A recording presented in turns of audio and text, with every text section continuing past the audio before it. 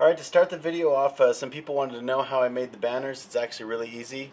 I bought queen-size sheets from Walmart, and then I cut them into thirds, so that I'd have sheets to actually, so that I can make the banners, and I sewed up one edge of them.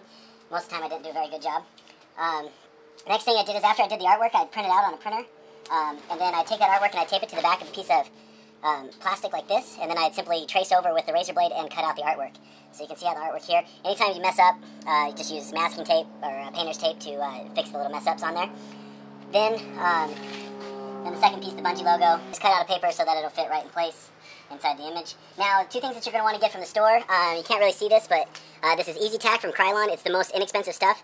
And you're going to spray this on a board that you're going to put the fabric onto. So this is just a board. It's already pretty tacky, but I'll spray it down again. And then the second thing you want to get is you want to get Krylon spray paint. The reason you can only get Krylon spray paint is because it is made to go on fabric. If you read the back, you can see all the different surfaces that it can be used on, and fabric is the last on the list. The reason this is if you try to use Rust-Oleum or any other spray paint, it's going to soak right through the fabric, and you're not going to get it to stick to it. And it's also going to mess up the Easy Tack. It's going to release the stick of the image. So we're going to spray the board that the fabric's going to go onto. Then we're going to spray the back of the stencil to stick it to the fabric.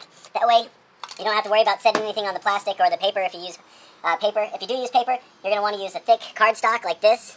This is 120-pound cardstock, which is pretty heavy. You could use a 100-pound cardstock and it'll work just fine. But then the reason you spray tack the image also is because then it'll stick to the fabric and you won't have to worry about getting spray under or that, the little ghost pattern that comes off the edges. You get nice hard edges. So I'm going to go ahead and spray tack it in the paper and then the back side of the image. Now you want to make sure that you spray tack the back side of the image. Now when I want to see this image, I'm going to want the thunderbolt to be on this side. So I'll have to spray tack this and then I'll flip it over and stick it on top of the paper. Tack on there. That's going to need to dry for about 30 to 60 seconds before you put anything on it. What we're going to do is we're going to spray tack the back side of the image. So here you don't really need to get all around the edges, you just need to get around the edges of the drawings. So don't worry about wasting spray tack. Smaller parts of the image get really good, and then let those dry out. Now there's two different ways you can do insets. You can cut a little bars off of the image to do like the inset pieces like this. It's not supposed to have any connections around, it's supposed to float in the center. So I could have cut little pieces of plastic and cut it into the plastic so that this would have been hanging there. Then I would have just filled in the gaps that were left later. The other way to do it is to cut it out separately, and because I'm using the spray tack, I can do that. I can place it wherever I want. It's a lot easier than coming later and try to paint over those lines that are left from leaving the little pieces that connect this and let it hang. So we'll go ahead and spray tack this real quick. Alright, now that I got everything spray tacked, I'm going to take the sheet. Now I know that, I know where I want the top of the sheet to be. I want it to be about 24 inches down from the top of the edge up there, but I also know that I need extra space so I can have something to tuck in to it. Always make sure that you're laying down the side that has the seam on the back side. You don't want your fabric seam out. So let's see here. You need to take about 24 inches down. It's just a guesstimate. You don't have to be perfectly exact. So I've got it on there. It doesn't need to be super square, but it does need to be super smooth. You don't want any extra fabric bunching up like this. Just try to work it all out, get all the air out of the image area. So now I've got it all laid out. I'm going to tuck the extras underneath because I don't want the extras to get any paint on them. So I just fold it all up underneath the image area, like so. Then take the image that I cut out and try to get it kind of square on there. Once again, it doesn't have to be perfect because I didn't do a great job sewing these, so the edge isn't going to be perfect either. Make sure that you push down all the little corners so that you know that they're all going to be in the right place and they're all going to be pressed down so they don't come up and make you have to paint over things or repaint things. That's the pain in the butt part, is having to try to fix it afterwards. So once you're done with that, see I've got some extra little area on the edges that needs to be covered, so I don't want any paint there. Just got some extra paper. Sure. It's easier to work with a straighter edge on this paper because then you're not trying to fight a gap. Now, this paper can cause problems because it might push up the corner of your image. So now that I know that, when I come to spray this, I'm going to hold it down with my finger and then spray that area. Just make sure. Okay, so now that I got all that down, another thing I can do is I can set the can of spray tack there. You can see that I've done it before, that's why the can's covered in paint.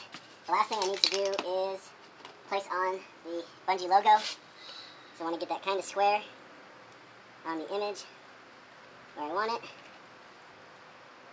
Now I've looked before, so I kind of know where this goes. far as the image is concerned. And get that straight on there, press it down, make sure it's stuck to the fabric really good. What happens is the moisture in the paint is going to make the glue lift off of the paper. You can't really pull it up and put it back down again because you'll never match it up, so it's a one-shot deal. If you mess it up, then you're going to have to come in and try to fix it with paint later. Alright, now I got the can all mixed up, so just want to do a light coat first, nothing really heavy, because what happens if you get it too heavy, too wet, it's going to come up from the paper. So make sure you got a good spray. Come over, slightly douse it. Just follow the instructions, stay about 8 to 10 inches away from the fabric. Now, I've already got that first coat down. You can see it's really easy. You can already see the image come through. So what I'm going to do is wait for it to dry for a few minutes, and then come back and spray it again and put a heavier coat on. Alright, so it looks like the light coat's finished. I just want to go around and make sure that none of the areas have come up at all. It looks like it's all good. Now I'm going to spray again, but this time I'm going to spray from a different angle. The reason that it is if you spray from one angle, it looks like it came up a little right there, so we're going to press it back down. Spray from one angle, you might lose the,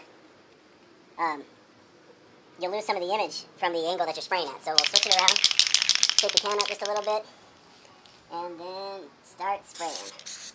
So same thing here, gotta let it dry a little bit, because the plastic will lift up from the fabric if you don't, so we'll wait just a minute and we'll let that dry.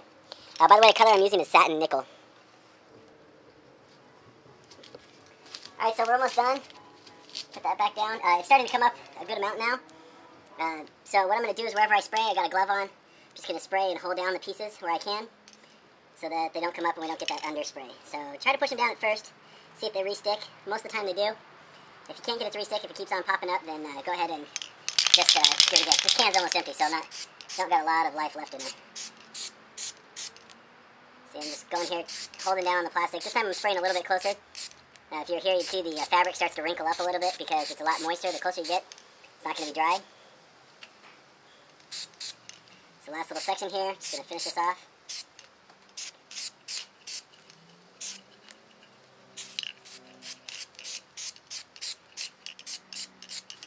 Maybe do a little detail here on the hand, so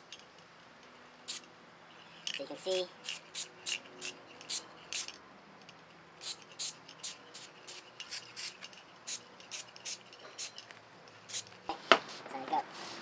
Take out the glove, take this off now. Don't have to move it super right away, but kind of want to. I'm going to take this wet area, I'm going to smooth it out. What happens when you smooth it out a little bit, it makes it look different in the reflecting of the light. It's a crappy little brush that I bought from Walmart also.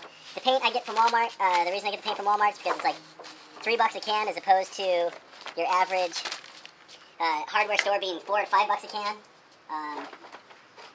Like I said, and plus Walmart's the only place around me that actually sells Krylon. I can't find it anywhere else. But let me try to peel this up by hand so you can see what the final image looks like. And I can see it pulled up a little bit right there, but it's not a big deal. Alright, that's it. And there is your final image. Thanks a lot, everybody.